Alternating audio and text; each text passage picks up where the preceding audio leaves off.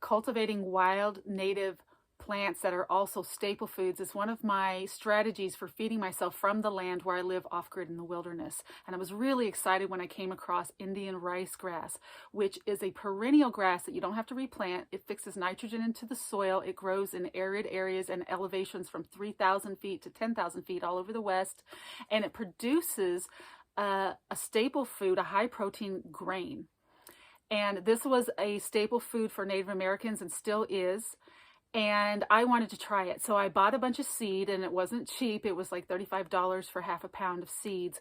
And not only am I going to plant it, I decided that I was going to experiment with grinding the seed and making a flatbread or tortilla using cactus gel as a binder, which is what I was talking about in one of my last videos.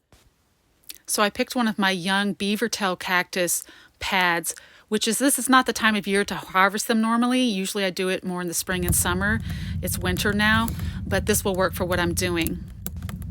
I put the pad in the fire so it burns off the glochids, which you actually don't have to do because when you boil this, it makes them go soft.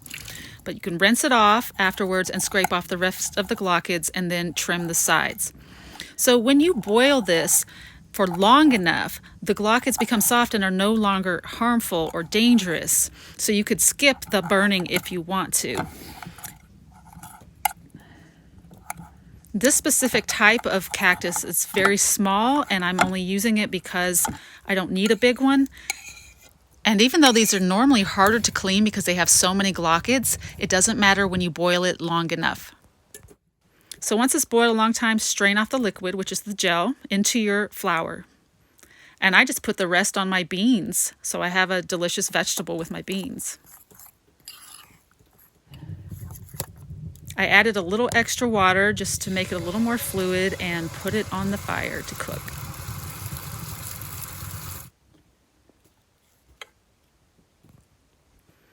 And here we have it, my first Indian rice grass and cactus tortilla.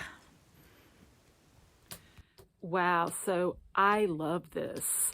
It tastes like it's packed full of nutrition and fiber, which it is.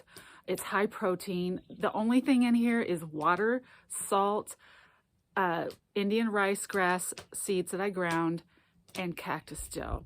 This is something you can make off the land. It's a flatbread. It's not bendy like a regular tortilla, but the handmade tortillas that I have had in Mexico, it works the same. It's a flatbread. I mean,